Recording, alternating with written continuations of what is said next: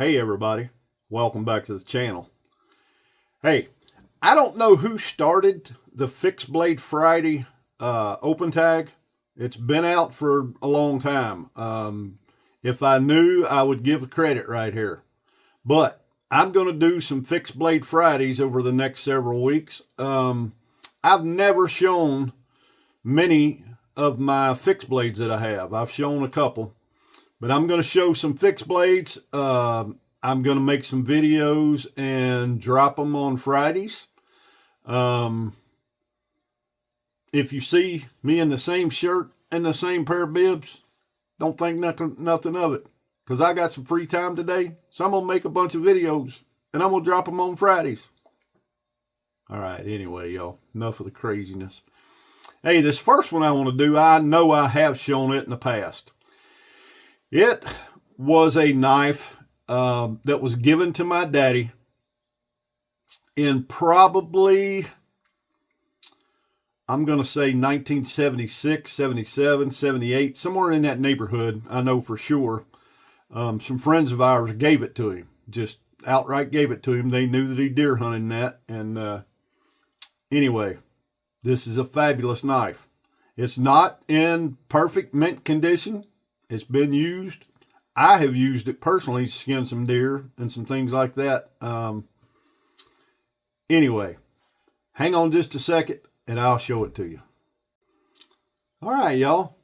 Here it is. That is a 1968 Puma, however you want to pronounce it. It is a hunter's pal. You can see it there.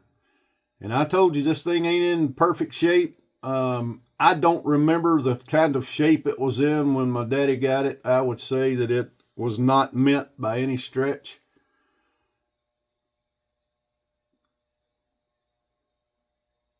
Well, if I could get this thing to focus on the blade, you'll see it's got a little bit of carbon stuff going on, a little bit of carbon spots in that. I've tried to clean it up a little bit. I'm not going to try to polish it up to like new. For one, if I did that, then all of the information about it being a hunter's pal and all the information there would be gone. I don't want to lose that. But great knives. If you've never owned or handled a Puma, they are fantastic knives. They are German made. Okay. And if you know anything about German stag, I don't know what kind of stag it actually is. I don't know if it's India stag. I don't know if it's some stag that's native to Germany or whatever. But I'm going to tell you right now that their stag is as good as any on the planet. If you've ever looked at German stag.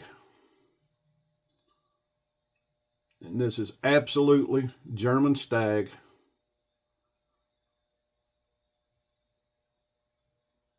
And this knife is absolutely a fantastic knife. Hang on just a second and I'll give you some measurements. Hang on.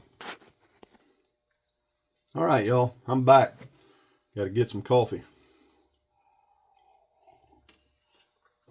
In my cup me and Miss Jenny got from a cruise we took on the New Amsterdam, Holland America line. I love this cup. I'd like to be on that cruise right now. Not really, but it would be all right. All right. If you see, I got this daggone thing from Harbor Freight. For whatever reason, they started the measurements a little bit back. All right, so I'm going to put this. The blade length is almost exactly 4 inches. Well, if I get the right end of the daggone, is almost exactly 4 inches, y'all. All right. The overall length of the knife is like 7 7/8, somewhere in that neighborhood. Okay.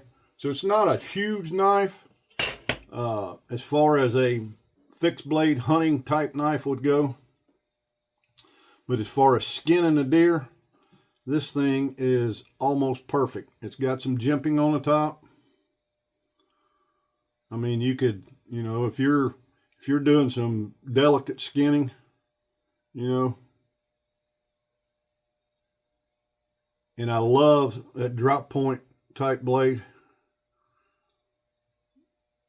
I guess that's a drop point. But that Skinner type, I mean, it's similar to a side buster like blade, but not really. You got a little bit of swedging there on the top of at the end of the blade there. See it? This is just a fantastic knife. I don't know if you can see it right there or not, but that says Puma steel. And also, if you will notice right there, see that dot? Puma always punched these things and tested the Rockwell hardness on it. That Puma steel is a high carbon steel, and they hardened them from 57 to 60 HRC. All right. This particular knife, it has a serial number right down here. Okay. And if you look that serial number up, this knife was made in the first quarter of 1968. All right. First quarter of 68. That means I would have just turned 4 years old in December before this knife was made. This sucker's old. This is an ancient, antique. I got the original sheath with it. You can tell that piece of leather has been replaced. Let me show you how this thing was intended to work. Okay? You put the knife in there. You take this piece of leather. It goes through the lanyard type hole here. All right, and this is a replacement piece because it's been broke a couple of times. And the way this is supposed to work is it wraps back across the top of the knife and it holds it in. I made this piece of leather and put in there. It's relatively tight. However, I do not trust it. With the leather that was in it before, and that I've had this thing out in the woods, walking around, doing whatever, that leather gets to be a little bit looser. I don't think this piece would do it because I got it pretty tight in there, okay? But this is my daddy's knife. I don't want to lose it. I've already dropped it twice out in the woods when I was deer hunting because of this. Went back, retraced my steps, and just happened to find it. That ain't gonna happen no more. All right, I am gonna carry this knife some, probably during deer season, just in memory of my dad and kind of as a tribute to my dad. He liked to deer hunt back in the 70s. He actually made, all right, now you gotta remember back in that day when my daddy was deer hunting, recurve bows, compounds wasn't out yet.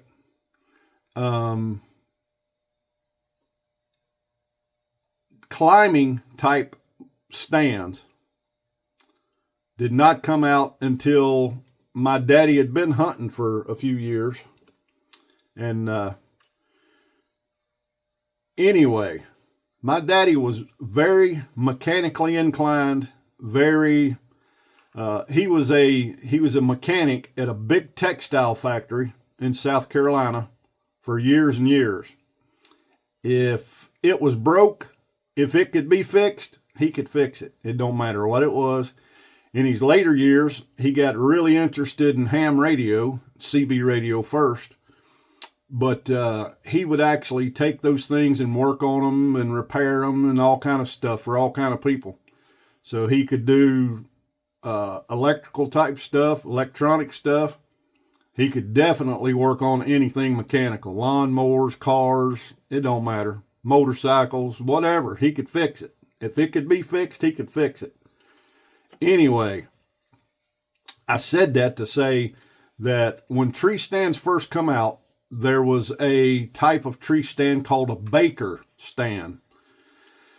And you had the platform, and a lot of guys, and I remember when I was young, my daddy and some of his buddies, I don't think daddy did this very often, but one of his buddies I know for sure had a Baker style platform that climbed. It had a deal that went around the tree and was higher in the back, so that when that stand locked in, it would lock into the tree.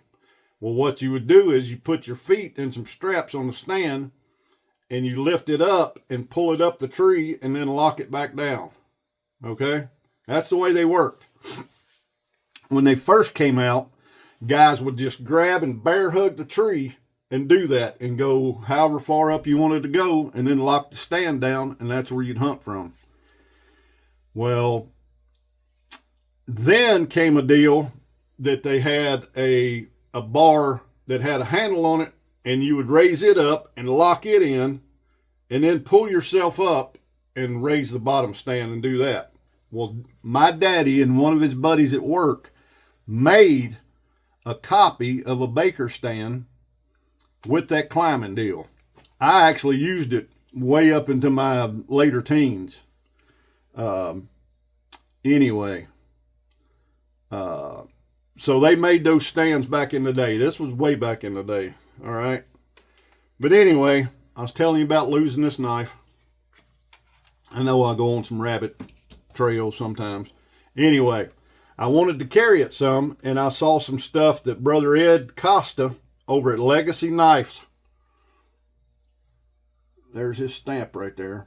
Anyway, I contacted Ed. I contacted Ed and asked him if he could make a sheath. Obviously, he said, yeah. He vacuum forms them. He's got a vacuum table. Anyway, I told him that I wanted a really secure fit for this knife and that. Here's the sheath he made for it. All right. It slides in. It locks in. There is no chance of losing this knife. So, if I take this knife and I'm hunting with it, that's the sheath I'm going to use. Brother Ed Costa.